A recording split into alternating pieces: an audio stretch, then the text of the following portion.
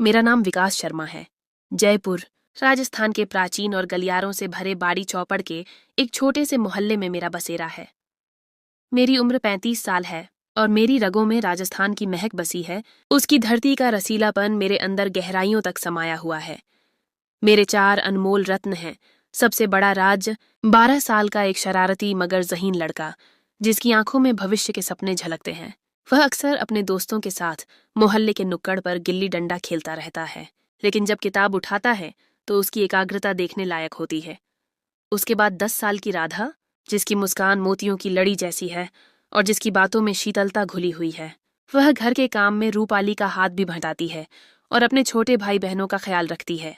8 साल का कृष्णा, जो हर वक्त भगवान कृष्ण की लीलाओं और गीता के श्लोकों में मग्न रहता है और छुट्टी वाले दिन पड़ोस के मंदिरों में भजन गाने चला जाता है। उसकी आवाज में अजीब सा ठहराव है। और सबसे छोटी 6 साल की लक्ष्मी, जो घर की रानी है और जिसकी मासूमियत से हर दिल जीत लिया जाता है। वह घर में दौड़ती भागती रहती है और उसकी हंसी से पूरा घर गूंज उठता है। ये चारों मेरी जिंदगी का मकसद है, मेरे हर सांस की वजह, और इनके उज्जवल भविष्य के लिए मैं दिन रात एक करता हूँ। ये सब जयपुर के प्रतिष्ठित स्कूल सरस्वती विद्या मंदिर में पढ़ते हैं, जहाँ इन्हें सिर्फ किताबी ज्ञान नहीं बल्कि जिंदगी के संस्कार और नैतिक मूल्य भी सिखाए जाते हैं। ये स्कूल महज एक इमारत नहीं बल्कि ज्ञान का मंदिर है, जहाँ राजस्थानी परंपराओं को आधुनिक शिक्षा के साथ जोड़ा जाता है और हर साल यहाँ के छात्र राज्य स्तर पर अच्छा प्रदर्शन करते हैं। मेरी अपनी एक छोटी मगर मशहूर कपड़ों की दुकान है, शर्मा फैब्रिक्स, जो बॉडी चौपड़ के केंद्रीय बाजार की रौनक का एक हिस्सा है। ये दुकान मेरे दादाजी की यादगार है, जो उन्होंने अपने खून पसीने से बनाई थी। उसकी हर दीवार, हर ताक उनकी और हमारे परिवार की पीढ़ियों की मेहनत और ईमानदारी की गवाही देता है। दुकान के अंदर रंग बिरंगे कपड़ों के ढेर लगे रहते हैं। बनारसी साड़ियों की शाही चमक, हाथ से कसीदाकारी वाले राजस्थानी लहंगों की खूबसूरती, बंधनी दुपट्टों के अनोखे डिजाइन और चमकदार रेशमी कुर्ते जिन पर बारीक कढ़ाई का काम होता है। हर कपड़ा एक कहानी बयान करता है, राजस्थान की कला और संस्कृति का शाहकार। लेकिन पिछले कुछ महीनों से मेरी यह जीती जागती दुकान एक सुनसान वीराने का मंजर पेश कर रही थी। ग्राहक मेरी दुकान की तरफ आंख उठाकर भी न देखते। चाहे जयपुर की चिलचिलाती गर्मी हो या बरसात के मौसम की रिमझिम, मेरी दुकान के दरवाजे पर ग्राहकों का आना एक सपना बनकर रह गई थी। बाजार की रौनक पहले जैसी ही थी, लेकिन मेरी दुकान पर एक वीरान खामोशी छाई रहती, जैसे उसे किसी की काली नजर लग गई हो। मेरे पड़ोसी दुकानदार भी ताने कसने लगे थे। विकास भाई, क्या बात है, तुम्हारी दुकान पर ग्राहक दिखते ही नहीं। मेरी जिंदगी की हमसफर, मेरी बुआ की बेटी रूपाली है। उसकी खूबसूरती ऐसी है जैसे राजस्थानी लघु चित्र मिनिएचर पेंटिंग से कोई राजकुमारी उतर आई हो। उसके गहरे नैन नक्श, चमकता गोरा रंग और लंबी घनी छोटी जैसे किसी कवि की कविता का हिस्सा हो। उसकी आंखों में गहरे राज छिपे हैं और उसकी मुस्कान बादलों में छिपी बिजली की तरह है। जब वह राजस्थानी गहनों के साथ सजती थी तो पूरी बॉडी चौपड़ उसे मुड़ मुड़ कर देखती थी। लेकिन उसकी एक आदत थी जो मेरे दिल को हमेशा खटकती थी। उसकी जुबान तलवार की तरह तेज थी। वह जो दिल में आता बगैर सोचे मुंह पर बोल देती, चाहे सामने वाले का दिल तोड़ दे। अगर कोई पड़ोसन उससे कहती, भाभी आज सब्जी में नमक कम था, तो रूपाली फौरन जवाब देती, देखो भाभी, मैं झूठ नहीं बोलती और न ही झूठी चापलूसी करती हूँ। जो सच है वही कहूंगी। मैं उसे बार बार समझाता, रूपाली, जुबान पर लगाम रखा करो। लोग बुरा मानते हैं और हमारे खानदान की इज्जत का सवाल है। हम राजस्थान के लोग हैं, मेहमान नवाजी और शराफत हमारी पहचान है। लेकिन वह हंसते हुए कहती, विकास, मैं मुंह फट नहीं, बस सच की पक्की हूँ। सच बोलना कोई गुनाह नहीं। उसकी यह आदत मुझे कभी कभी इतना परेशान करती कि मैं उससे बातचीत कम कर देता। लेकिन यह दिल का रिश्ता था और मैं उसकी इन बातों को नजरअंदाज करके अपनी जिंदगी में आगे बढ़ता रहा, ये जानते हुए कि उसके दिल में कोई खोट नहीं है। वह सिर्फ जुबान की कड़वी थी, दिल की नहीं।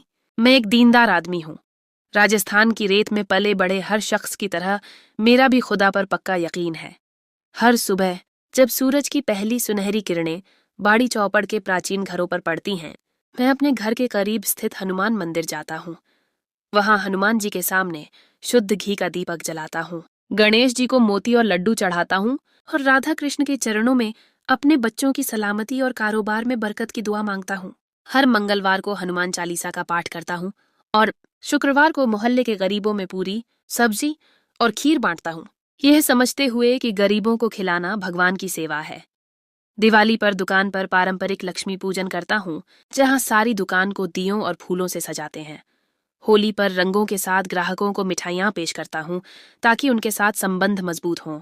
लेकिन पिछले कुछ महीनों से मेरी दुकान पर बरकत गायब थी। मैंने दुकान पर सत्यनारायण की कथा करवाई, जिसमें पंडित जी ने घंटों मंत्र पढ़े और हमने पूरे मोहल्ले को प्रसाद बांटा। ग्राहकों को लुभाने के लिए नए डिजाइन के कपड़े रखे, जो दिल्ली और मुंबई के बड़े बाजारों से मंगवाए थे। यहाँ तक कि मोहल्ले के सबसे अनुभवी पंडित जी, आचार्य भवानी शंकर, से हवन भी करवाया, जिसमें मंत्रों के साथ अग्नि में आहुतियां डाली जाती हैं और सुख शांति की कामना की जाती है। लेकिन सब बेसूद। मुझे लगने लगा कि भगवान मुझसे नाराज हैं। शायद मैंने कोई बड़ा पाप किया है। रातों को नींद न आती और मेरे दिल में एक अजीब सी बेचैनी और खालीपन रहता। मेरा मन हर पल किसी अनहोनी की आशंका से घिरा रहता था। एक दिन की बात है। जून की चिलचिलाती गर्मी अपने चरम पर थी। सूरज आसमान से आग बरसा रहा था और बिजली गायब होने से पंखे और कूलर बेकार हो गए थे। बाजार में भी सन्नाटा पसरा था, सिर्फ गर्म हवा के थपेड़े चल रहे थे। मैं अपनी दुकान के काउंटर पर बैठा हाथ के पुराने बांस के पंखे से खुद को हवा कर रहा था। दुकान की दीवारों पर सजे रंगीन कपड़ों पर धूल जम रही थी और उनकी चमक फीकी पड़ती जा रही थी। मेरा दिल उदासी से भरा था और मैं बस वक्त गुजरने का इंतजार कर रहा था।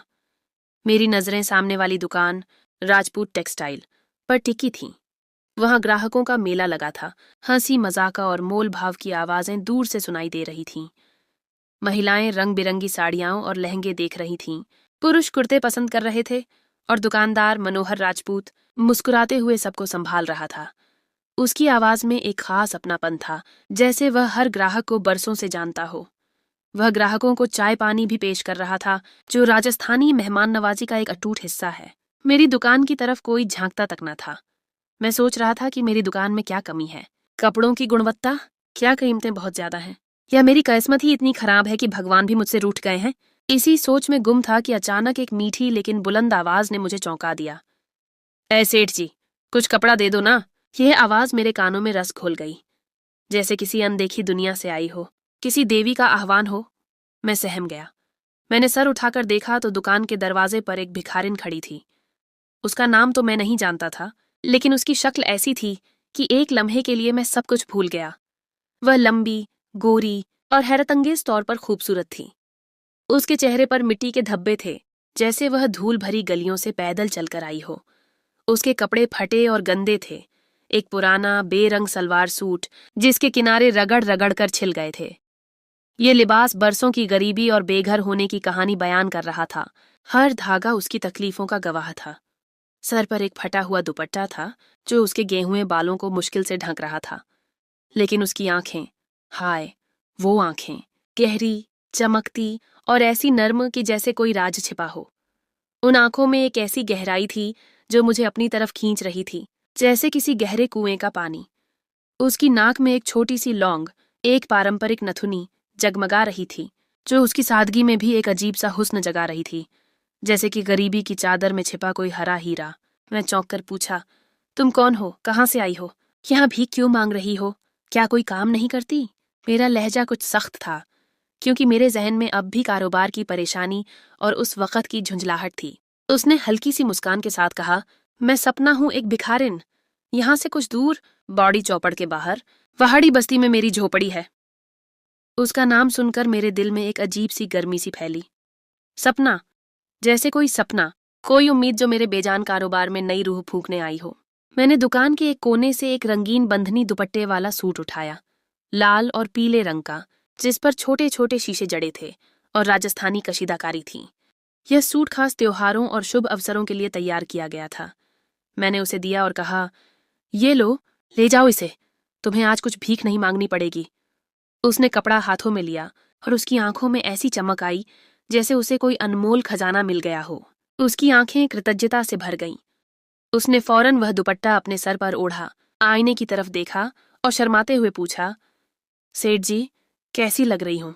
क्या सच में कोई राजकुमारी जैसी दिख रही हूँ? उसके चेहरे पर शर्म और खुशी का मिला जुला भाव था, जैसे एक कुंवारी लड़की अपने दहेज का पहला कपड़ा देख रही हो, जिसे वह अपनी शादी में पहनना चाहती हो। मैंने मुस्कुराकर कहा, बहुत अच्छी, जैसे कोई राजकुमारी। वह वाकई ऐसी लग रही थी कि जैसे वह उन फटे कपड़ों से आजाद होकर अपना असली रूप दिखा रही हो, जो किसी शाही खानदान की शहजादी का था। उसने हंसते हुए शुक्रिया कहा, कपड़ा अपने पुराने थैले में डाला और गुनगुनाते हुए चल दी। उसकी गुनगुनाहट में कोई राजस्थानी लोकगीत था जो हवा में घुलता चला गया, और उसकी आवाज में एक अजीब सी कशिश थी, जैसे कोई देवी गीत गा रही हो। अभी वह गई ही थी कि दुकान के दरवाजे पर एक महिला आई। वह एक बड़े घराने की लग रही थीं। उनके हाथों में सोने की चूड़ियां खनक रही थीं और उनकी बनारसी साड़ी की छन छन सुनाई दे रही थी, जो उनकी समृद्धि की निशानी थी। उनके साथ उनकी 2 और सहेलियां भी थीं, जो बहुत ही उच्च वर्ग की दिख रही थीं। उन्होंने कहा, भाई साहब, मुझे शादी के लिए बनारसी साड़ियां दिखाएं। मेरी बेटी की शादी है और हमें सबसे अच्छी साड़ियां चाहिए। उनकी आवाज में एक खास प्रकार का भारीपन था जो उनके स्थान को दर्शाता था। मैंने फौरन 3 साड़ियां दिखाईं, एक जरी वाला, एक कढ़ाई वाला और एक साधारण लेकिन शानदार, जिनकी कीमत हजारों में थी। उन्होंने तीनों खरीद लीं, बिना मोल भाव किए। फिर क्या था, जैसे भगवान ने मेरी दुकान के दरवाजे खोल दिए। एक के बाद एक ग्राहक आने लगा। कोई लहंगा देख रहा था, कोई बंधनी दुपट्टा, कोई कुर्ता। संझ होते होते मेरी दुकान पर ग्राहकों का हुजूम लगा रहा और बाजार में हमारी दुकान फिर से चहकने लगी। शाम तक मेरी दुकान के कई रोल खाली हो गए और मेरी जेब पैसों से भर गई। मैं हैरान था कि यह चमत्कार कैसे हो गया। मेरे कर्मचारियों ने भी हैरान होकर एक दूसरे को देखा। रात को घर गया, रूपाली को सारी बात बताई। वह हंसी और कहने लगी, यह सब लक्ष्मी जी की कृपा है। कल मंदिर जाकर फूल चढ़ाएंगे और लक्ष्मी जी का शुक्रिया अदा करेंगे। सपना का रहस्यमय व्यवहार और बाबा रामदेव का गूढ़ इशारा। अगले दिन सुबह जब मैं दुकान पर पहुंचा, सपना फिर आ खड़ी हुई। लेकिन मुझे हैरत हुई कि उसने वही पुराना गंदा सलवार सूट पहन रखा था। कल जो नया सूट दिया था वह कहाँ गया? मेरे जहन में कई सवाल उठने लगे। खैर, उसने फिर वही नर्म लहजे में कहा, सेठ जी, कुछ कपड़ा दे दो ना, आपकी दुकान पर आने से मेरे दिन अच्छे हो जाते हैं। उसकी मासूम शक्ल और मीठी आवाज से मैं इनकार न कर सका। उसकी आंखों में वही पुरानी चमक थी जो मुझे इनकार की अनुमति नहीं दे रही थी। मैंने एक नीला लहंगा उठाया जिस पर चांदी की घुंघरू वाली कढ़ाई थी। यह लहंगा खास तौर पर राजस्थानी शादियों के लिए बनाया गया था और इसकी कारीगरी बेहतरीन थी। उसे दिया तो उसने उसे हाथों में थामा, अपने सर पर ओढ़ा और पूछा, अच्छा लग रहा है ना? क्या मैं इसमें भी राजकुमारी जैसी दिखती हूँ? मैंने कहा, हाँ, बहुत खूबसूरत। तुम इसमें और भी अच्छी लग रही हो। वह हंसी, कपड़ा थैले में डाला और गुनगुनाती हुई चल दी। और फिर वही हुआ। उसके जाने के फौरन बाद ग्राहकों का रश लग गया। एक महिला ने 5 साड़ियां खरीदी, एक पुरुष ने अपनी पत्नी के लिए लहंगा लिया और कुछ लड़कियां कुर्ते देख रही थीं।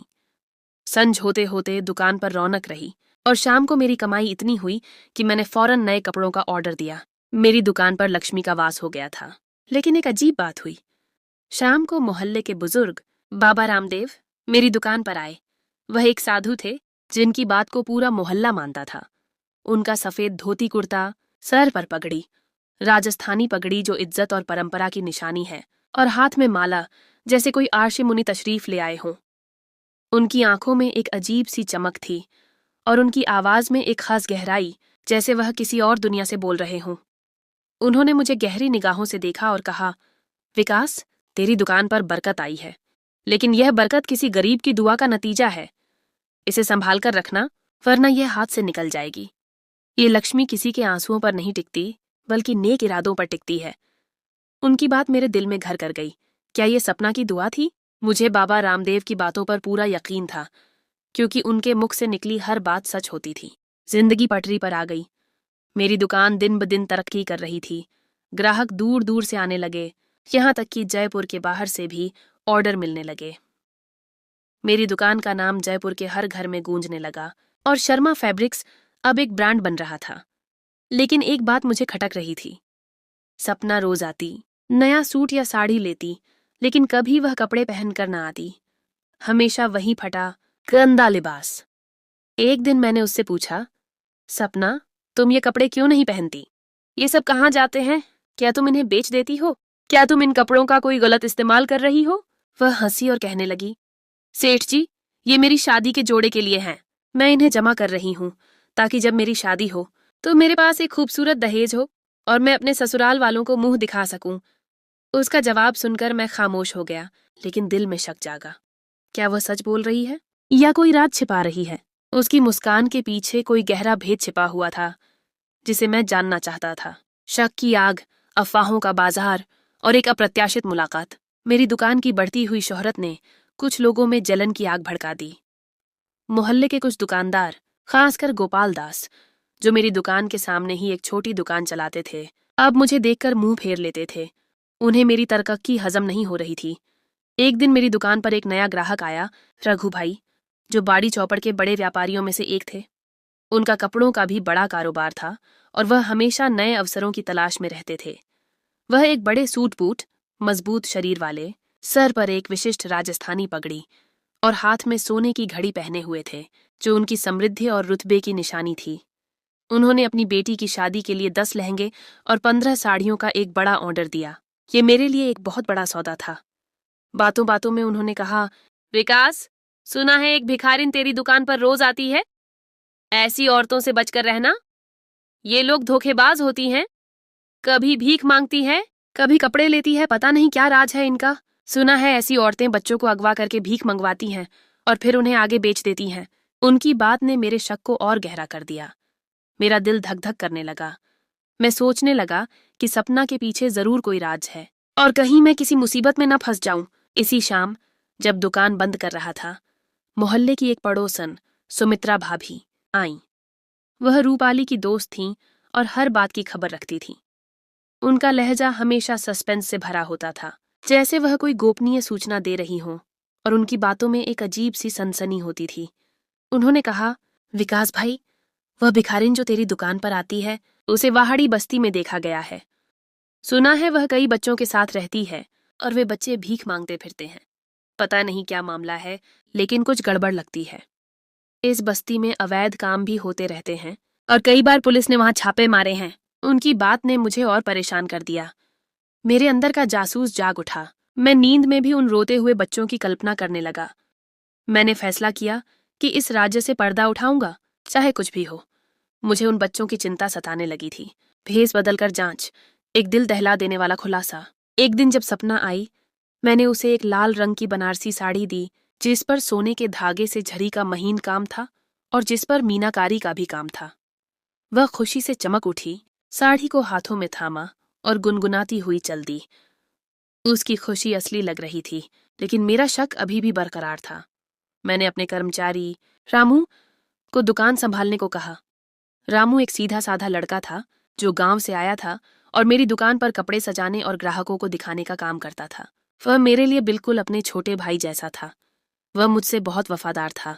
मैंने दुकान के पिछले कमरे से एक पुराना बुर्का उठाया जो रूपाली का था और उसे पहन लिया ताकि कोई मुझे पहचान न सके। रामू ने हैरत से पूछा, सेठ जी, ये क्या कर रहे हो? क्या आप कोई नई जासूसी कर रहे हैं? उसकी आंखों में जिज्ञासा थी। मैंने कहा, बस दुकान का ख्याल रखना और किसी को बताना नहीं कि मैं कहाँ जा रहा हूँ। ये एक बहुत जरूरी काम है। और दुकान से निकल पड़ा। मेरे दिल की धड़कनें तेजी से दौड़ रही थीं। सपना आगे आगे चल रही थी। उसके पैरों में पुरानी चप्पल थी जो हर कदम पर खटखट करती और उसकी रफ्तार धीरे धीरे तेज होती गई। वह जगह जगह रुकने लगती, कभी किसी सब्जी वाले से कुछ मांगती, कभी किसी दुकानदार से रोटी या बाजरा, कभी किसी औरत से फल या कुछ टुकड़े मांगती। सब कुछ वह अपने पुराने फटे थैले में डालती और आगे बढ़ जाती, जैसे वह जिंदगी की एक एक बूंद जमा कर रही हो। मैं छिपता छिपाता उसके पीछे चल रहा था। बुरखे की ओट से सब देख रहा था।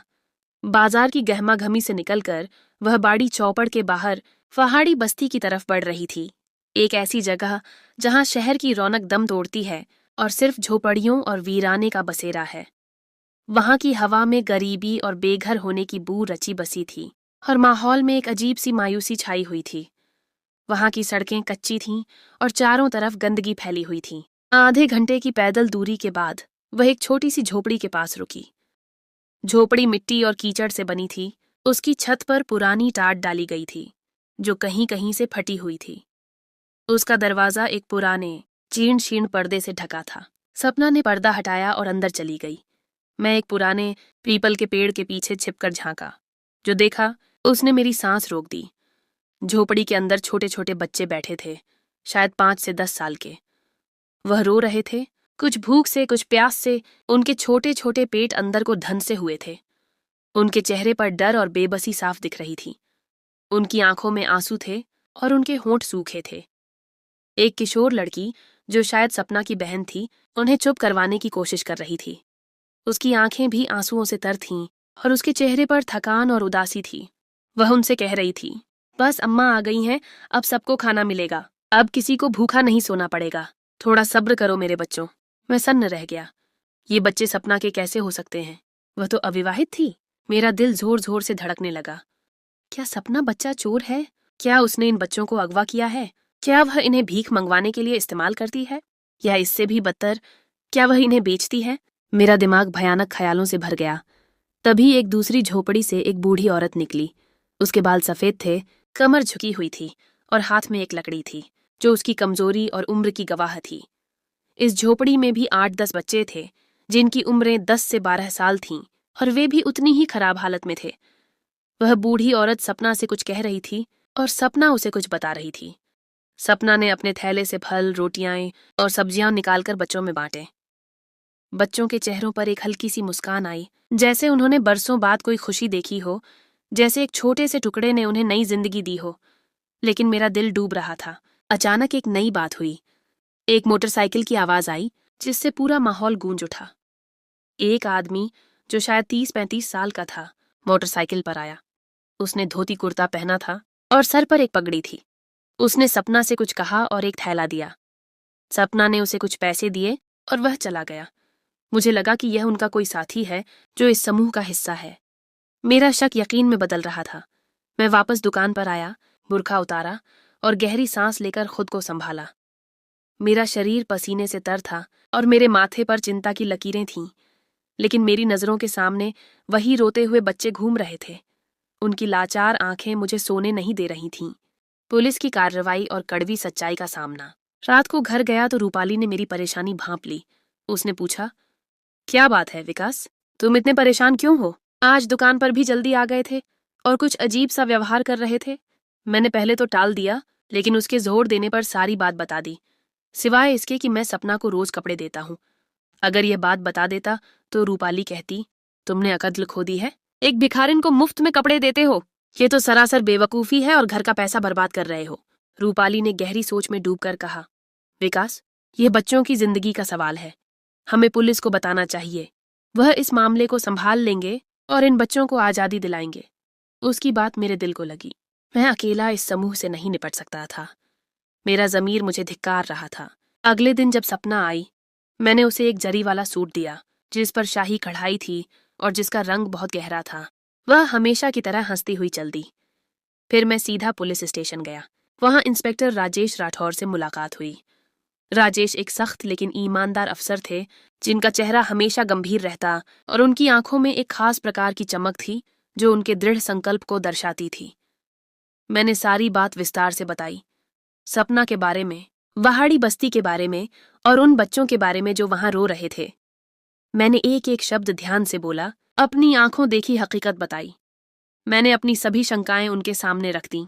उन्होंने मेरी बात बहुत गौर से सुनी और कहा, विकास, ये गंभीर मामला है, हम इसकी तह तक जाएंगे। ये बच्चों की तस्करी भी हो सकती है। तुम शाम को हमारे साथ चलो, हम वहाड़ी बस्ती पर छापा मारेंगे। मैंने सर हिलाया। मेरा दिल धक धक कर रहा था और मैं घर वापस आ गया, मन में एक अजीब सी उलझन लिए हुए। शाम को इंस्पेक्टर राजेश की अगुवाई में पुलिस की 2 वैनें वहाड़ी बस्ती की तरफ रवाना हुईं। मैं उनके साथ एक वैन में था। रात का अंधेरा फैल रहा था और वहाड़ी बस्ती की खामोशी दिल में डर जगा रही थी। हर कदम के साथ मेरी धड़कनें तेज हो रही थीं, जैसे मैं किसी बड़े अपराध का साक्षी बनने जा रहा हूं। इंस्पेक्टर ने अपनी टीम को झोपड़ियों को घेरने का आदेश दिया। पुलिस वालों ने चारों तरफ से झोपड़ियों को घेर लिया और उनकी आंखों में एक खास प्रकार की चमक थी। इंस्पेक्टर ने बुलंद आवाज में कहा, बाहर आओ। कुछ लम्हों बाद सपना, उसकी बहन गीता, जिसके चेहरे पर डर साफ दिख रहा था और वह सहमी हुई थी, और बूढ़ी माँ काली बाई बाहर आईं। सपना के चेहरे पर हैरत थी, जैसे उसे यकीन ना आ रहा हो कि यह सब क्या हो रहा है। उसकी आंखें अविश्वास से भरी थीं। गीता दुख के आंसुओं से तर थी और काली बाई की कमर और झुक गई थी। जैसे उस पर पहाड़ टूट पड़ा हो। इंस्पेक्टर ने उन्हें गिरफ्तार करने का आदेश दिया। बच्चे झोपड़ियों से निकले, रोते हुए, और अपनी माँ सपना को पुकार रहे थे, अम्मा को छोड़ दो, हमारी अम्मा को मत ले जाओ, हम इनके बिना नहीं रह सकते। पुलिस ने बच्चों को भी वैनों में बिठाया। झोपड़ियों की तलाशी ली गई, लेकिन कुछ खास न मिला। सिर्फ कुछ कपड़े, खाना और कुछ पुरानी किताबें जिन पर मिट्टी की मोटी परत जमी थी, और कुछ बच्चों के पुराने खिलौने। मैं घर वापस आया और रूपाली को सब बताया। वह खुश हुई कि बच्चे अब अपने असली माता पिता के पास जाएंगे, जहां उन्हें बेहतर जिंदगी मिलेगी। उसने कहा, भगवान ने इन बच्चों को मुक्ति दिलाई विकास, अब उन्हें अच्छा जीवन मिलेगा। लेकिन अगले दिन जब दुकान पर गया तो ग्राहक गायब थे।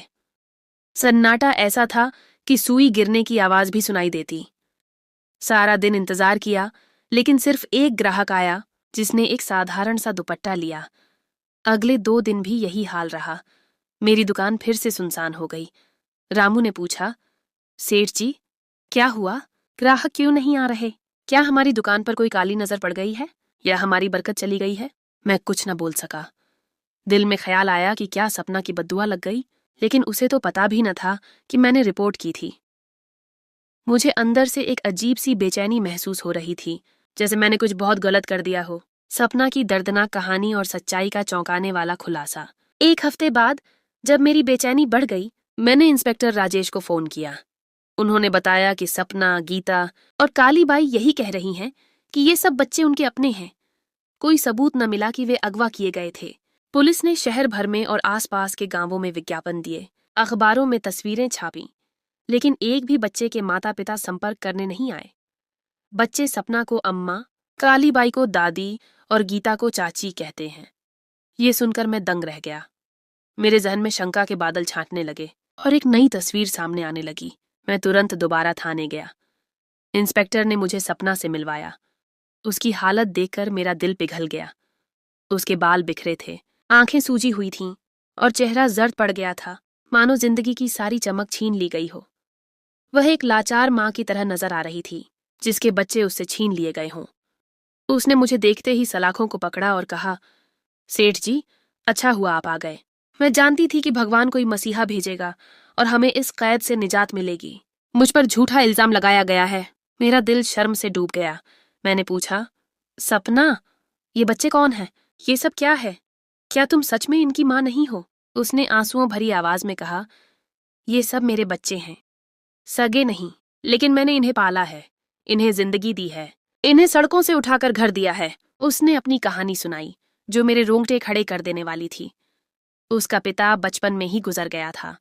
वह, उसकी माँ काली बाई और बहन गीता भीख मांगकर गुजारा करती थीं। बड़ी मुश्किल से 2 वक्त की रोटी मिलती थी। एक दिन सपना बाजार में भीख मांग रही थी, तभी उसने एक छोटे से बच्चे को कूड़े के ढेर पर रोते हुए देखा, जो भूख और ठंड से बिलख रहा था। उसका दिल पिघल गया और उसने उसे अपने साथ ले आई। अपनी आधी रोटी उसे दे दी। फिर एक और फिर एक और। कुछ बच्चे कूड़े के ढेर पर मिले, कुछ सड़कों पर भूख से बिलखते हुए, कुछ रेलवे स्टेशन पर लावारिस पड़े हुए थे, जिनके माता पिता किसी बीमारी या दुर्घटना में गुजर गए थे। सपना ने उन सबको अपनाया, उन्हें माँ जैसी मोहब्बत दी, उनकी देखभाल करती, उन्हें खाना, कपड़े और प्यार देती। उसने अपनी गरीबी के बावजूद उन बच्चों को एक परिवार दिया। उसने एक नई जिंदगी की शुरुआत की, एक यतीम खाना चलाने लगी, जहां कोई छत नहीं थी, बस मिट्टी की झोपड़ी थी। वह मोटरसाइकिल वाला आदमी, रमेश, एक स्थानीय किराना दुकानदार था, जो नेक दिल इंसान था। वह इन बच्चों के लिए किताबें, कॉपियां और स्कूल का सामान देता था, ताकि वे शिक्षा प्राप्त कर सकें और समाज में सर उठाकर जी सकें। सपना उन बच्चों को रात को झोपड़ी में पढ़ाती थी, उन्हें अक्षर ज्ञान देती थी, ताकि वे एक दिन अपने पैरों पर खड़े हो सकें और उनका भविष्य उज्जवल हो। ये सुनकर मेरा सर शर्म से झुक गया। मेरी आंखों से आंसू बहने लगे। मैंने उस पर कितना बड़ा जुर्म किया था। लेकिन एक नया मोड़ आया। इंस्पेक्टर ने बताया कि एक बच्चा जो सबसे बड़ा था, मानक, उसने अपनी कहानी बताई। मानक ने बताया कि सपना ने उसे एक रात रेलवे स्टेशन पर भूखा पाया था। उसके माता पिता एक रेल दुर्घटना में गुजर गए थे। सपना ने उसे अपनाया और उसकी शिक्षा का बंदोबस्त किया। मानक अब 10वीं कक्षा में पढ़ता था और उसने बताया कि सपना ही उसकी असली माँ है, भले ही वह उसे जन्म न दिया हो। ये सब सुनकर मेरी आंखों में आंसू आ गए। और मेरा दिल शर्म से भर गया। मैंने सपना से गिड़गिड़ाकर माफी मांगी। मैंने उस पर जुल्म किया था, उसकी नेकी पर शक किया था। मुझे अपने आप से घृणा हो रही थी। बरकत की वापसी और एक नई सामाजिक जिम्मेदारी। इंस्पेक्टर ने अदालत से रिपोर्ट वापस ली और सपना, गीता और काली बाई को इज्जत के साथ रिहा कर दिया। पुलिस ने उनके सम्मान में एक छोटी सी रस्म भी रखी। इंस्पेक्टर, बाबा रामदेव और मोहल्ले वालों ने मिलकर वहाड़ी बस्ती में उनके लिए एक छोटा सा पक्का मकान बनवाया, जहां बच्चे अब इज्जत की जिंदगी गुजार सकें।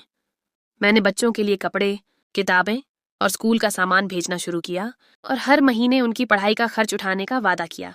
ये सब मेरी तरफ से एक छोटा सा प्रायश्चित था। मेरी दुकान पर ग्राहकों का रश फिर लगने लगा। कारोबार 3 गुना बढ़ गया और मेरी दुकान का नाम Sharma fabrics D trust of Jaipur हो गया। मुझे समझ आया कि यह सब सपना की दुआओं और उसकी बेलौस नेकी का सिला था। उसकी नेकी ने मेरी दुकान पर बरकत की बारिश कर दी। एक दिन सपना दोबारा मेरी दुकान पर आई। इस बार उसने एक नया सूट पहना था, वही जो मैंने उसे पहले दिया था, और उसकी आंखों में एक नई चमक थी। वह मुस्कुराती हुई बोली, सेठ जी, आपकी वजह से हमारा घर बन गया। ये कपड़े मैंने बच्चों के लिए रखे थे, लेकिन आज आपकी खातिर पहना। आज मैं इतनी खुश हूं कि ये खुशी का जोड़ा पहन लिया। मैंने उसे देखा और कहा, सपना, ये सब तुम्हारी दुआओं का चमत्कार है। तुम्हारी नेकी ने मेरी जिंदगी बदल दी है। मैं तुम्हारा शुक्रगुजार हूं। उसने हाथ जोड़कर कहा, भगवान आपको हमेशा खुश रखे, आपका कारोबार हमेशा फले फूले। इस घटना के बाद मेरी जिंदगी पूरी तरह बदल गई। मैंने न सिर्फ सपना और उन बच्चों की आर्थिक मदद जारी रखी, बल्कि उन्हें एक बेहतर भविष्य देने की ठानी। मैंने अपनी दुकान के मुनाफे का एक बड़ा हिस्सा उन बच्चों की शिक्षा पर खर्च करना शुरू किया। मैंने सपना विद्या सदन नाम से एक छोटा सा स्कूल भी शुरू करवाया, जहां वहाड़ी बस्ती के गरीब बच्चे मुफ्त में पढ़ सकें। मेरी पत्नी रूपाली, जो पहले सपना के बारे में संदिग्ध थी, अब उसकी सबसे बड़ी समर्थक बन गई। उसकी जुबान की तेजी अब नेकी के कामों में इस्तेमाल होने लगी। वह हर हफ्ते बच्चों के लिए मिठाइयाँ, खिलौने और कपड़े लेकर वहाड़ी बस्ती जाती और उन्हें अपने बच्चों की तरह प्यार देती।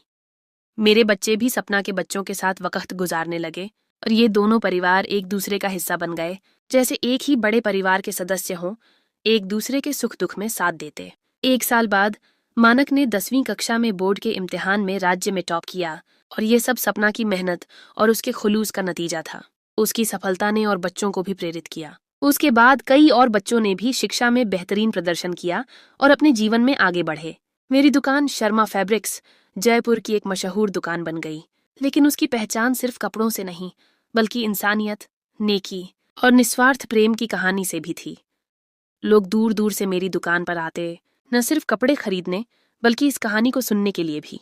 मैंने अपनी जिंदगी में एक सबको सीखा कि अक्सर हम बाहरी हालात को देखकर किसी के बारे में राय कायम कर लेते हैं और सच्चाई को जाने बगैर फैसले कर बैठते हैं, लेकिन हकीकत इससे कहीं गहरी होती है। नेकी और सच्चाई हमेशा अपना रास्ता बनाती है, चाहे कितनी भी मुश्किलें क्यों ना हों। सपना जैसी गरीब भिखारिन ने मुझे दौलत और कामयाबी का असली राज सिखाया। वह है दूसरों की भलाई करना और बिना किसी भेदभाव के इंसानियत की सेवा करना। उसने मुझे दिखाया कि असली धर्म क्या है और असली दौलत क्या है, जो इंसानियत के काम आती है। मेरा जीवन अब एक मिसाल बन गया था और मैं हमेशा सपना की इस अनमोल शिक्षा को याद रखता हूँ। दर्शकगण, अगर आपको ये कहानी पसंद आई तो वीडियो को लाइक करें, शेयर करें और हमारे चैनल को सब्सक्राइब करें। कमेंट सेक्शन में बताइए कि आपको इस कहानी से क्या सीखने को मिला और क्या आपने कभी ऐसी नेकी का अनुभव किया है जिसने आपकी जिंदगी का रुख बदल दिया हो।